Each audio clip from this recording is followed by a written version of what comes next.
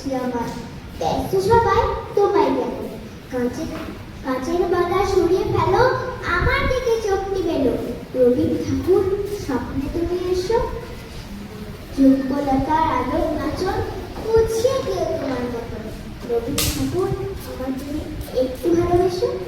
বাহ, খুব সুন্দর হয়েছে।